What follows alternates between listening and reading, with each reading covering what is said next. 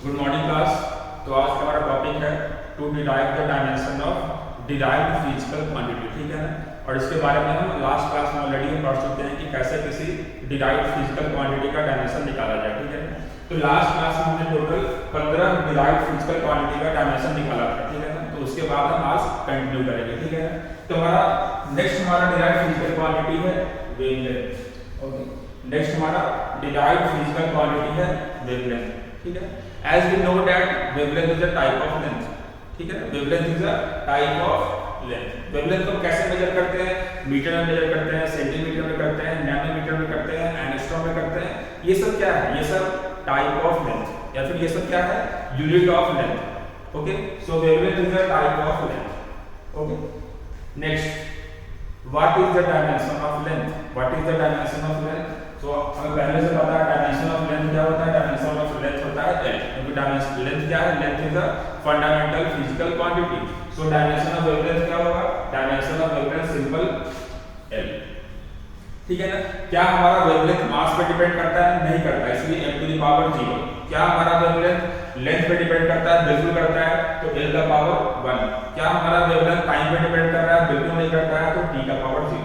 So wavelength is a simple type of length and dimension of length is L. So dimension of wavelength is also simple L, ठीक है ना। And when we will write the dimensional formula, so m to the power 0 L t to the power 0. As we know that m to the power 0 is 1, t to the power 0 is 1. So simple, it has a dimension of length. Clear? Next is intensity of wave. Next is intensity of wave. Okay. So intensity of wave आपने पहली बार सुना होगा।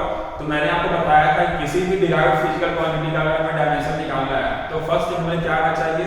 पहला हमें ये आना चाहिए कि उसका फॉर्मूला क्या होता है, ठीक है ना। जिसका हम डायमेंशन निकालने जा रहे हैं उसका फॉर्मूला क्या होता है। क्लियर? तो इंटेंसिटी का फॉर्मूला क्या होता है? ये हम अब बोलोगे सर हमने तो पढ़ा नहीं है इंटेंसिटी। मैंने आपको पहले बता रखा है कि कुछ क्वांटिटीज ऐसे भी होंगे जिनके बारे में हम बाद में पढ़ेंगे, लेकिन उनका डायमेंशन हमको अभी निकालना सीखना है। तो अभी आपको अपना उसको बारे डिटेल से नहीं जानना है, बस आपको उसका फॉर्मूला जानना है। फॉर्मूला जानने से ही आपका डायमेंशन निकल जाएगा, ठीक है ना। तो इंटेंसिटी का फॉर्मूला क्या होता है? Energy by time into area, ठीक है। तो इंटेंसिटी हमारा एनर्जी पे डिपेंड कर रहा है, divide by time into area पे डिपेंड कर रहा है। तो अगर हमें इंटेंसिटी का डायमेंशन चाहिए तो हमें एनर्जी का डायमेंशन चाहिए, हमें टाइम का डायमेंशन चाहिए एंड हमें एरिया का भी डायमेंशन चाहिए। ओके, अगर हमें इंटेंसिटी का डायमेंशन निकालना है तो हमें एनर्जी का भी डायमेंशन चाहिए, टाइम का भी डायमेंशन चाहिए और हमें एरिया का भी डायमेंशन चाहिए। तो जो टाइम और एरिया है इसका डायमेंशन हमें पता है, ठीक है ना। टाइम का डायमेंशन क्या होता है? Time is a fundamental physical quantity, वो किसी पर डिपेंड करता ही नहीं। तो टाइम का डायमेंशन हो जाएगा t। एरिया का डायमेंशन क्या होता है? एरिया का डायमेंशन होता है l स्क्वायर। ओके, एरिया का डायमेंशन होता है l स्क्वायर, ये हमने ऑलरेडी डिराइव कर रखा है। नेक्स्ट हमारा एनर्जी। अब एनर्जी का डायमेंशन क्या होता है? तो एनर्जी का डायमेंशन होता है ml square t minus 2। ml square t minus 2 ये कैसे आया? तो नीचे में लिखा हुआ है काइनेटिक एनर्जी का डायमेंशन और पोटेंशियल एनर्जी का डायमेंशन। इन दोनों को डिराइव करेंगे तो आपको पता चल जाएगा कि एनर्जी का डायमेंशन कैसे आया, ठीक है।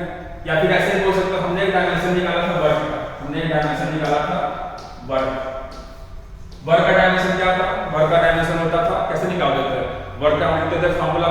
वर्क का फॉर्मूला क्या था? वर्क का फॉर्मूला था फोर्स इनटू डिस्प्लेसमेंट। वर्क का फॉर्मूला था फोर्स इनटू डिस्प्लेसमेंट। तो फोर्स का डायमेंशन क्या होता है? फोर्स का डायमेंशन होता है ml t - 2 mass into acceleration. और डिस्प्लेसमेंट का डायमेंशन क्या होता है? डिस्प्लेसमेंट का डायमेंशन होता है l। तो यहां से मैंने निकाला था तो वर्क का डायमेंशन आया था ml स्क्वायर t - 2, ठीक है। जब हम क्लास 9 में चैप्टर पढ़ रहे थे वर्क पावर एनर्जी, हमें बताया गया था कि वर्क और एनर्जी होते हैं वो एक ही बाप के दो संतान है, ठीक है ना। वर्क और एनर्जी क्या है? एक ही पापा के दो संतान। वर्क का यूनिट क्या होता है? जूल होता है। एनर्जी का यूनिट क्या होता है? जूल होता है। तो अगर दोनों का यूनिट सेम है तो दोनों का डायमेंशन भी क्या होगा? सेम ही होगा, ठीक है ना। तो वर्क का डायमेंशन हमें पहले से पता है, that is ml square t minus 2, ठीक है ना। वर्क का डायमेंशन क्या होता है? ml square t minus 2। तो एनर्जी का भी डायमेंशन क्या होगा? एनर्जी का भी डायमेंशन होगा ml स्क्वायर t माइनस 2। अगर आपको भरोसा नहीं हो रहा है कि एनर्जी का डायमेंशन वर्क के बराबर होता है तो आगे जो है काइनेटिक एनर्जी और पोटेंशियल एनर्जी, जब इसका डायमेंशन निकालेंगे तो आपको भरोसा हो जाएगा कि एनर्जी का डायमेंशन वर्क के डायमेंशन के इक्वल ही होता है, ठीक है। तो देखिए एनर्जी का डायमेंशन क्या हो गया? एनर्जी का डायमेंशन हो गया ml square t - 2। Okay, energy का डायमेंशन हो गया ml स्क्वायर t माइनस 2। नीचे बचा टाइम, टाइम का डायमेंशन क्या होता है, टाइम का डायमेंशन होता है कैपिटल टी। उसके नीचे क्या बचा, एरिया, एरिया का डायमेंशन क्या होता है, एरिया का डायमेंशन होता है एल स्क्वायर। ठीक है, हमें क्या करना है, हमें इस पूरे को सॉल्व करना है। नीचे वाले को पहले मल्टीप्लाई करना है, फिर ऊपर से नीचे को डिवाइड करना है। ठीक है, तो मास हमारे पास एक ही जगह है, that is m to the power 1, तो यहां भी हो गया simple m to the power 1। फिर आते हैं लेंथ पे बात करते हैं, तो लेंथ हमारा न्यूमरेटर में भी है और लेंथ हमारा डिनोमिनेटर में भी है। ओके, लेंथ हमारा न्यूमरेटर में भी है और लेंथ हमारा डिनोमिनेटर में भी है। तो यहां भी लेंथ का पावर कितना है 2 और डिनोमिनेटर में भी लेंथ का पावर कितना है 2। न्यूमरेटर में भी लेंथ का पावर कितना है 2 या फिर l स्क्वायर बोल सकते हैं। डिनोमिनेटर में भी लेंथ का पावर कितना है 2, that is also l square. So l square से l स्क्वायर बचा कैंसिल। ठीक है, तो मास का हो गया, लेंथ का भी हो गया। ठीक है, लेंथ का स्क्वायर पूरा कैंसिल हो गया, बच गया 1, इसलिए हमने यहां लिख दिया है l टू द पावर 0। और किसी भी चीज पे जब पावर 0 होता है तो आपको पता है उसकी वैल्यू कितनी होती है, उसकी वैल्यू होती है 1। ओके, नेक्स्ट हमारा टाइम, यहां पे लिखा हुआ है t to the power -2 numerator में और डिनोमिनेटर में लिखा हुआ है t टू द पावर 1। ठीक है ना, न्यूमरेटर में लिखा हुआ है t टू द पावर -2 और डिनोमिनेटर में लिखा हुआ है t टू द पावर 1। तो जब ये वाला डिनोमिनेटर ऊपर जाएगा तो ये क्या हो जाएगा, ये हो जाएगा t टू द पावर -1। मैं आपको ऑलरेडी आपको पता है कि अगर पावर को ऊपर से नीचे या नीचे से ऊपर करते हैं तो जो उसका साइन होता है वो चेंज हो जाता है। तो नीचे में ये t टू द पावर 1 था, तो ऊपर जाके t टू द पावर -1 हो जाएगा। तो t to the power -2 into t to the power -1, simple क्या करना है, हमें दोनों के पावर को सम कर देना है। तो -2 प्लस -1 दैट इज -3। तो n का पावर 1, l का पावर 0 एंड t का पावर -3। तो ये हमारा हो गया dimension of intensity of wave. Okay, ml 0 t to the power -3। या फिर ऐसे बोल सकते हैं जो हमारा इंटेंसिटी ऑफ वेव होता है वो मास पे डिपेंड करता है, लेकिन वो लेंथ पे डिपेंड नहीं करता है और वो टाइम पे डिपेंड भी करता है। ठीक है ना, मास का पावर 1 पे डिपेंड करता है और टाइम का पावर -3 पे डिपेंड करता है। क्लियर, तो हमारा दूसरा भी हो गया intensity of wave is complete. Next हमारा है काइनेटिक एनर्जी। और यहां से वो आपका डाउट क्लियर होगा जो मैंने आपको बताया कि वर्क और एनर्जी दोनों का यूनिट सेम होता है, दोनों का डायमेंशन क्या होगा, सेम होगा। ठीक है, तो काइनेटिक एनर्जी की बात करते हैं। तो किसी भी डिराइव्ड फिजिकल क्वांटिटी का अगर हमें डायमेंशन निकालना है तो पहला रूल क्या है, पहला रूल ये है कि हमें उसका फार्मूला पता होना चाहिए। We have to know the formula of that derived physical quantity. Okay, तो काइनेटिक एनर्जी के बारे में हम क्लास 9 में ऑलरेडी पढ़ रखे हैं। ठीक है ना, काइनेटिक एनर्जी के बारे में हम क्लास 9 में ऑलरेडी पढ़ रखे हैं। तो काइनेटिक एनर्जी का फार्मूला क्या था, काइनेटिक एनर्जी का फार्मूला था half into mass into velocity का square. Half into mass into velocity का स्क्वायर मतलब क्या, हमारे पास हाफ m और v का स्क्वायर, तीनों के डायमेंशन को हमको मल्टीप्लाई करना है। ठीक है ना, हाफ m v स्क्वायर, तीनों के डायमेंशन को हमको मल्टीप्लाई करना है। तो हाफ क्या है, half is a constant. Half क्या है, हाफ इज अ कांस्टेंट। इसका वैल्यू जो होता है वो किसी पे डिपेंड नहीं, तो कांस्टेंट है वो चेंज में नहीं होगा। और जो हमारा हाफ है उसका वैल्यू किसी पे डिपेंड नहीं कर रहा है, ना तो उसका वैल्यू मास पे डिपेंड कर रहा है, ना तो लेंथ पे डिपेंड कर रहा है, ना तो टाइम पे डिपेंड कर रहा है, ना तो टेंपरेचर पे डिपेंड कर रहा है, ना तो करंट पे डिपेंड कर रहा है, ना तो कैंडेला पे डिपेंड कर रहा है, ना तो अमाउंट ऑफ सब्सटेंस पे डिपेंड कर रहा है। तो चूंकि हमारा जो हाफ कांस्टेंट है उसका वैल्यू किसी पे डिपेंड नहीं कर रहा है, इंडिपेंडेंट फिजिकल क्वांटिटी है वो किसी पे डिपेंड नहीं कर रहा है, तो कांस्टेंट का डायमेंशन क्या होता है, कांस्टेंट का डायमेंशन हमेशा होता है 1। ठीक है ना, कोई भी जो कांस्टेंट होगा, कांस्टेंट नंबर की बात कर रहा हूं मैं। ठीक है ना, हर कांस्टेंट नहीं, मैं कांस्टेंट नंबर की बात कर रहा हूं। 1, हाफ, 2, 3, 4, 5, 6, 7, 8 इनका डायमेंशन क्या होगा, इनका डायमेंशन हमेशा होता है 1। अब 1 ही क्यों लिए, अगर डिपेंड किसी पे डिपेंड नहीं कर रहा है तो 1 ही क्यों लिए, तो मैंने आपको बताया था कि अगर हमारा हाफ m का पावर 0 पे डिपेंड कर रहा है, l का पावर 0 पे डिपेंड कर रहा है, t का पावर 0 पे डिपेंड कर रहा है, a का पावर 0 पे डिपेंड कर रहा है, तो सबके पावर 0 लगाएंगे तो फाइनली वैल्यू क्या आएगा, 1 है। ठीक है ना, तो कोई भी जो हमारे पास कांस्टेंट नंबर होगा, मैं किसी और कांस्टेंट की बात नहीं कर रहा हूं, ग्रेविटेशनल कांस्टेंट, वो कांस्टेंट उसकी बात नहीं कर रहा हूं, मैं बस एक कांस्टेंट नंबर की बात कर रहा हूं। ओके, हाफ, 1, 2, 3, 4 उनका डायमेंशन क्या होगा, उनका डायमेंशन होता है 1। ठीक है ना, तो हमारे पास जो पहला टर्म था हाफ, उसका डायमेंशन आ गया, उसका डायमेंशन होता है 1। नेक्स्ट हमारा है मास। मास क्या है, mass is a fundamental physical quantity और उसका डायमेंशन क्या होता है, उसका डायमेंशन होता है m।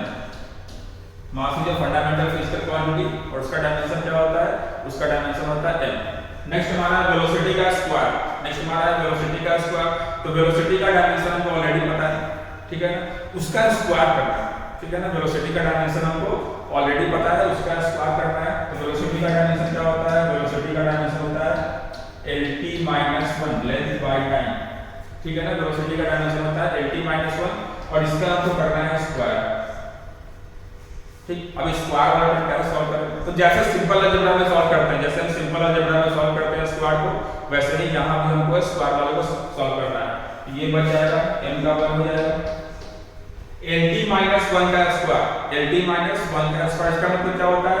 l का भी स्क्वायर होगा और t का पावर माइनस 1 का भी स्क्वायर होगा, ठीक है ना। l का पावर भी स्क्वायर होगा और t का पावर माइनस 1 का भी स्क्वायर होगा। और इसको लिख सकते हैं मास तो जरा सही रहेगा, इसका पावर कितना है? इसका पावर है 1।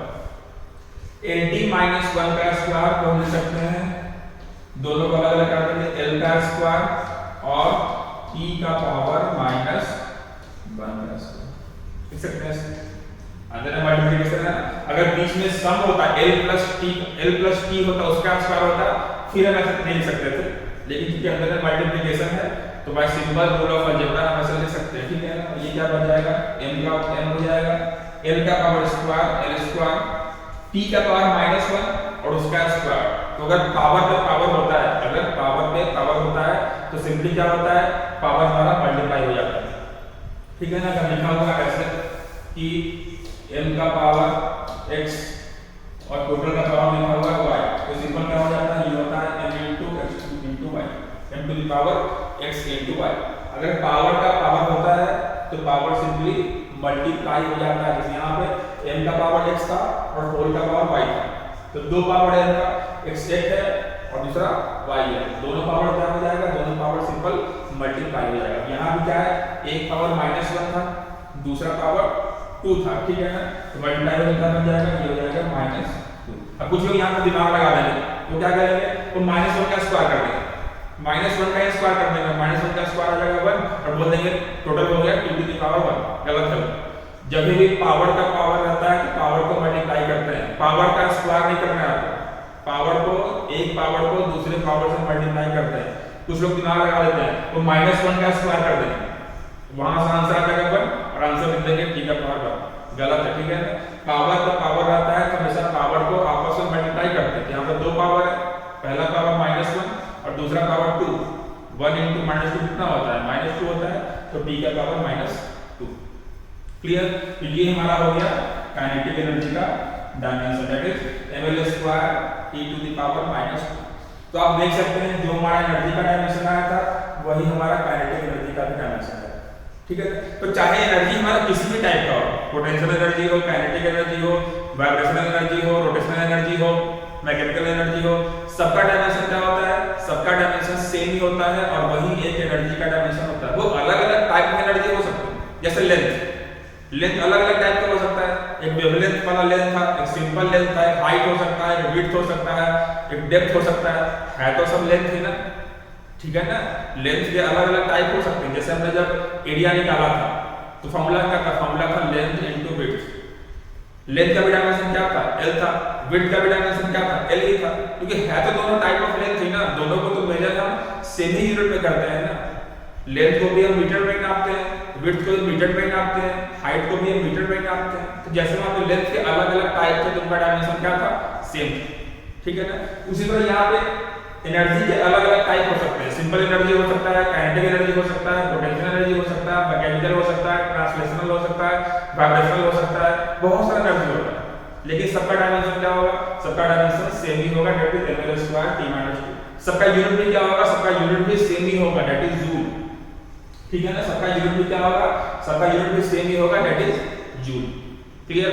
तो चाहे एनर्जी के कितने भी टाइप्स हो, सबका डायमेंशन क्या होगा? सेम। तो जो हमारा एनर्जी का डायमेंशन आया है वही हमारा काइनेटिक एनर्जी का भी डायमेंशन आया है, that is ml square t minus 2। Clear? दोनों का यूनिट क्या होगा? दोनों का यूनिट जूल होगा। सिंपल एनर्जी का यूनिट भी जूल होता है और काइनेटिक एनर्जी का भी यूनिट क्या होता है? जूल ही होता है, ठीक है ना। तो ये हमारा काइनेटिक एनर्जी हो गया। नेक्स्ट हमारा है पोटेंशियल एनर्जी। नेक्स्ट हमारा है पोटेंशियल एनर्जी। तो हमें तो पहले से पता है कि since potential energy is a type of energy, okay, since potential energy is a type of energy, so इसका भी डायमेंशन क्या होगा? इसका भी डायमेंशन वही होगा जो कि काइनेटिक एनर्जी का होगा या फिर जो कि सिंपल एनर्जी का होगा। तो हमें डायमेंशन पहले से पता है कि ml स्क्वायर t माइनस 2 ही आना है, लेकिन हमें उसको यहाँ पर डिराइव करना है, हमें उसको यहाँ पे डिराइव करना है। तो आप करेंगे इसको डिराइव। आपको पोटेंशियल एनर्जी का फॉर्मूला मालूम है mgh, आप m का डायमेंशन लिखेंगे, आप g का डायमेंशन लिखेंगे और आप हाइट का डायमेंशन लिखेंगे, तीनों को मल्टीप्लाई करेंगे और यहाँ से आपका आंसर आ जाएगा। और जो कितना आना चाहिए तो वही आना चाहिए जो कि काइनेटिक एनर्जी का डायमेंशन था या फिर जो सिंपल एनर्जी का डायमेंशन था, that is ml square t minus 2। तो इसको आप कीजिए।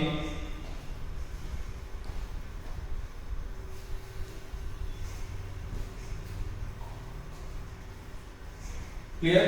तो देखते हैं तो फॉर्मूला क्या होता है पोटेंशियल एनर्जी का। पोटेंशियल एनर्जी का फॉर्मूला होता है mgh, ठीक है। पोटेंशियल एनर्जी का फॉर्मूला होता है mgh। इसका मतलब क्या कि अगर आपको पोटेंशियल एनर्जी का डायमेंशन निकालना है तो आपको मास का डायमेंशन पता होना चाहिए, आपको g का डायमेंशन पता होना चाहिए स्मॉल g का, और आपको हाइट का भी डायमेंशन पता होना चाहिए, और आपको हाइट का भी डायमेंशन पता होना चाहिए। तो मास का डायमेंशन क्या होता है, mass is fundamental physical quantity, ये हो जाएगा 10। नेक्स्ट आता है g क्या है, acceleration due to gravity. Acceleration due to gravity मतलब वो एक्सीलरेशन जो कि ग्रेविटी के द्वारा लगाया जाता है, वो एक्सीलरेशन जो कि ग्रेविटी के द्वारा लगाया जाता है। अब एक्सीलरेशन बहुत टाइप के हो सकते हैं। एक एक्सीलरेशन वो होगा जो कि हम मान लो बाइक चला रहे हैं, कोई व्हीकल चला रहे हैं, हमने एक्सीलरेट किया, हमने अपना एक्सीलरेटर दबाया, वहां भी एक एक्सीलरेशन आया, तो वो एक्सीलरेशन क्या है, हमारे द्वारा या फिर इंजन के द्वारा, ठीक है ना, वो हो गया एक्सीलरेशन बाय इंजन। और मान लो कि हम किसी बॉल को ऊपर से नीचे फेंक रहे हैं, तो बॉल नीचे की तरफ जा रहा है, क्यों जा रहा है, क्योंकि ग्रेविटी उसको अपनी तरफ खींच रहा है। तो बॉल भी क्या होता है, बॉल का मोशन कैसा होता है, बॉल का मोशन होता है एक्सेलरेटेड मोशन। तो इन केस ऑफ देखते जब हम बाइक चला रहे थे तो एक्सेलरेशन कौन प्रोवाइड कर रहा था, इंजन प्रोवाइड कर रहा था, ठीक है। इन केस ऑफ बॉल जब नीचे गिरता है तो एक्सेलरेशन कौन प्रोवाइड करता है, तो एक्सेलरेशन अर्थ प्रोवाइड करता है या फिर बाय ग्रेविटी आता है, ठीक है। लेकिन दोनों है तो एक्सेलरेशन ही है। वहां भी क्या हो रहा है, हमारे बाइक का स्पीड चेंज हो रहा है, यहाँ भी क्या हो रहा है, हमारे बॉल का स्पीड चेंज हो रहा है, ठीक है। तो चाहे जो एक्सेलरेशन ड्यू टू ग्रेविटी हो या एक्सेलरेशन बाय इंजन हो, दोनों ही क्या है, दोनों ही है टाइप ऑफ एक्सेलरेशन। जैसे यहाँ पे क्या था, चाहे वो एनर्जी हो, चाहे वो काइनेटिक एनर्जी हो, चाहे वो पोटेंशियल एनर्जी हो, चाहे वो ट्रांसलेशनल एनर्जी है, सब क्या, सब टाइप ऑफ एनर्जी है। और अगर सारे कुछ टाइप ऑफ एनर्जी है तो जो डायमेंशन काइनेटिक एनर्जी का था वही डायमेंशन पोटेंशियल एनर्जी का होगा, वही डायमेंशन सिंपल एनर्जी का भी होगा। अब और भी कोई एनर्जी निकाल दोगे, vibrational energy, translational energy, rotational energy, सबका डायमेंशन क्या आएगा, सबका dimension ml square t minus 2 ही आएगा। तो सबके सब क्या है, सबके सब एनर्जी के ही अलग अलग टाइप, ठीक है ना। तो जैसे एनर्जी के अलग अलग टाइप का डायमेंशन सेम था, काइनेटिक एनर्जी का सेम डायमेंशन जो पोटेंशियल एनर्जी का है, ठीक है ना। जैसे एनर्जी के अलग अलग टाइप का डायमेंशन सेम था, उसी तरह जो एक्सेलरेशन है वो अलग अलग मींस के द्वारा हो सकता है, कभी हम लगाएंगे, कभी अर्थ लगाएगा, लेकिन है क्या वो, है वो एक्सेलरेशन। जैसे एनर्जी का यहाँ पे अलग अलग टाइप था लेकिन सबका डायमेंशन क्या था, सेम था, और वो एनर्जी के डायमेंशन के बराबर ही था। उसी तरह एक्सेलरेशन के भी अलग अलग डायमेंशन, एक्सेलरेशन के भी अलग अलग टाइप हो सकते हैं, acceleration by engine, acceleration by earth, अलग अलग टाइप हो सकते हैं, लेकिन सबका डायमेंशन क्या होगा, सबका डायमेंशन सेम होगा। और वो एक्सेलरेशन के जो बेसिक डायमेंशन था, जो एक्सेलरेशन का बेसिक डायमेंशन जो कि वेलोसिटी बाय टाइम से डिराइव किया गया था, ठीक है ना। जो एक्सेलरेशन का बेसिक डायमेंशन था जो कि वेलोसिटी बाय टाइम से डिराइव किया गया था, वो सबका डायमेंशन क्या होगा, सबका डायमेंशन उसी बेसिक डायमेंशन के बराबर ही होगा। एनर्जी का डायमेंशन क्या था, ml square t minus 2। Energy के बहुत सारे form, kinetic energy, potential energy, उसका भी डायमेंशन क्या है, सेम। उसी तरह एक्सेलरेशन का डायमेंशन क्या होता है, एक्सेलरेशन का डायमेंशन होता है lt माइनस 2, ठीक है ना। एक्सेलरेशन का डायमेंशन होता है lt माइनस 2।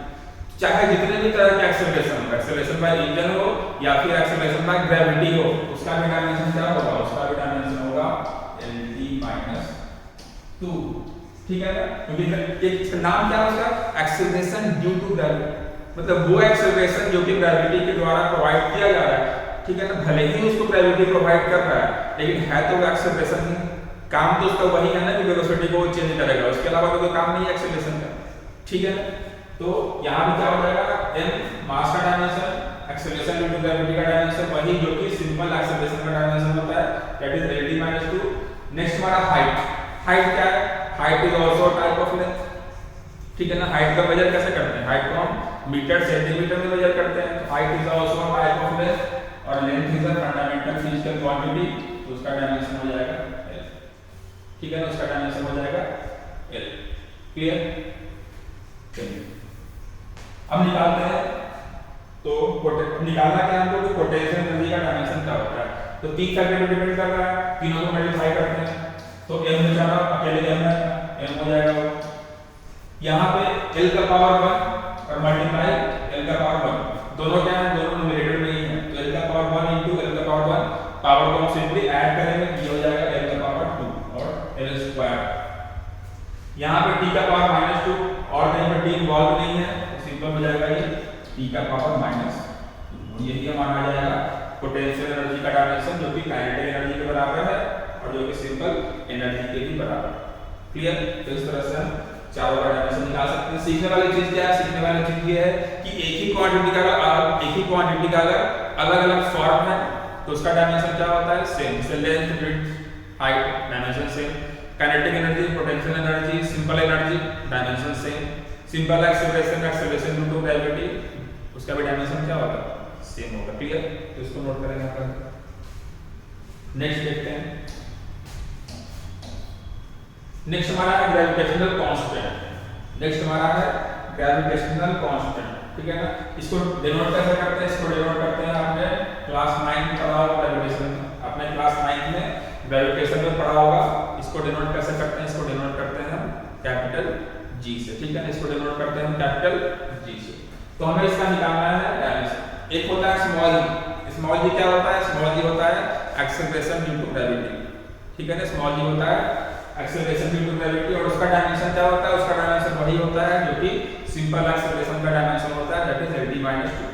ठीक है ना, ये हमारा क्या है? Capital G that is gravitational constant. इसका हमको डायमेंशन निकालना है।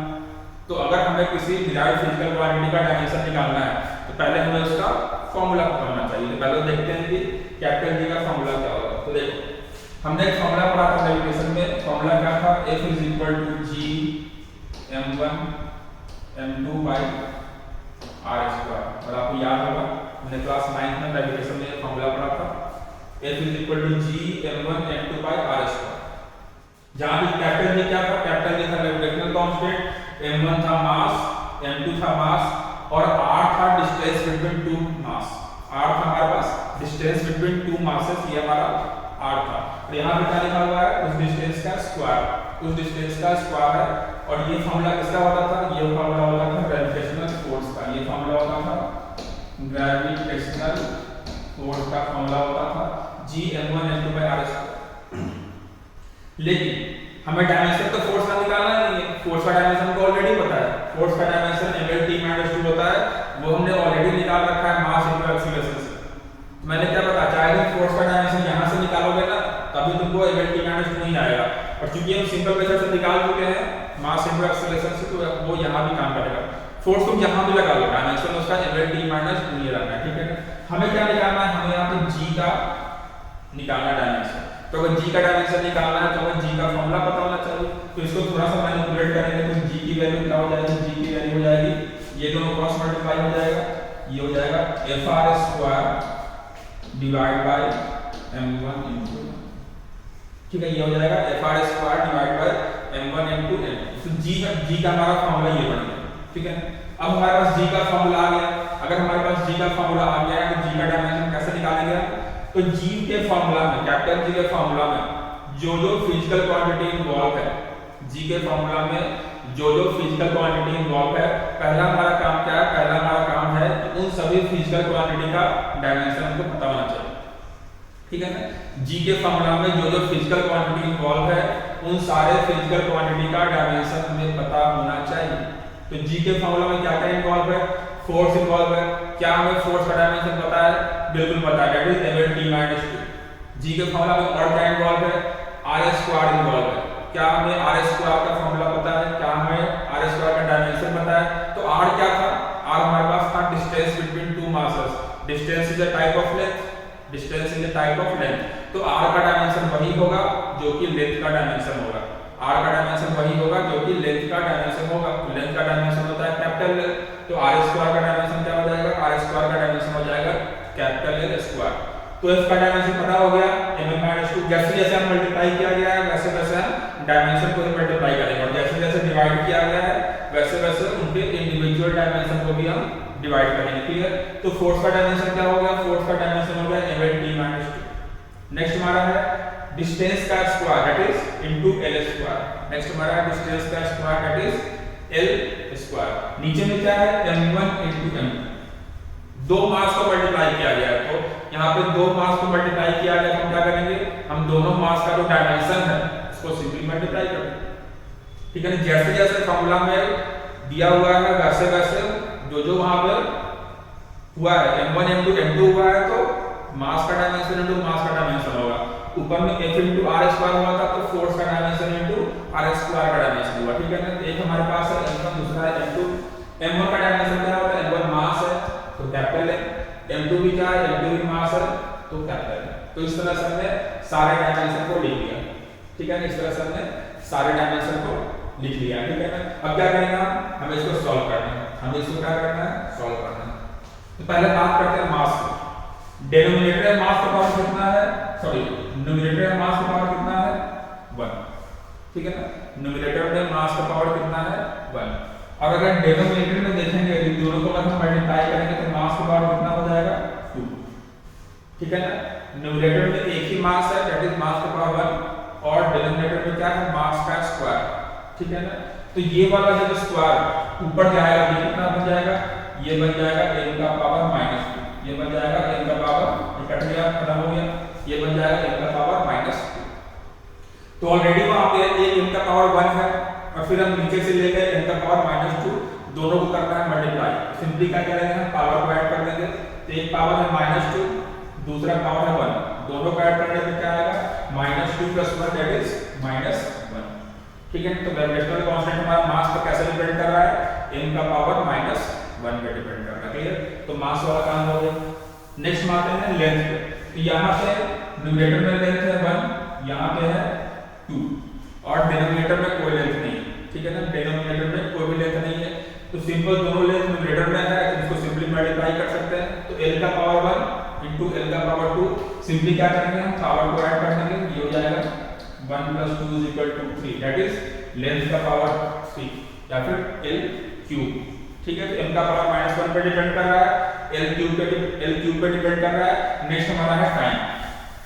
तो यहाँ पे एक ही टाइम है दैट इज t⁻² और कहीं पर टाइम इन्वॉल्व है नहीं तो सिंपली इसको लिख लेंगे हम t का पावर -2। ठीक? तो जो हमारा ग्रेविटेशनल कांस्टेंट है कैपिटल G मास पर कैसे डिपेंड कर रहा है? मास का पावर -1 पे डिपेंड कर रहा है, लेंथ का पावर 3 पे डिपेंड कर रहा है और टाइम का पावर -2 पे डिपेंड कर रहा है।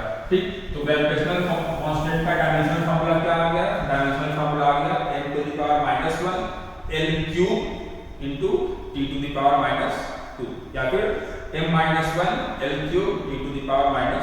तो ये हमारा ग्रेविटेशनल कांस्टेंट का डायमेंशनल फार्मूला आ गया। ठीक है ना? कैपिटल G और स्मॉल g दोनों अलग अलग चीज है। स्मॉल g था acceleration due to gravity, type of acceleration. उसका डायमेंशन क्या था? उसका डायमेंशन सिंपल था LD-2। कैपिटल G क्या है? कैपिटल G है ग्रेविटेशनल कांस्टेंट। उसका डायमेंशन क्या होगा? m⁻⁻⁴ L³ and t⁻²। Clear? तो आज का लेक्चर में इतना ही था। Thank you all of you.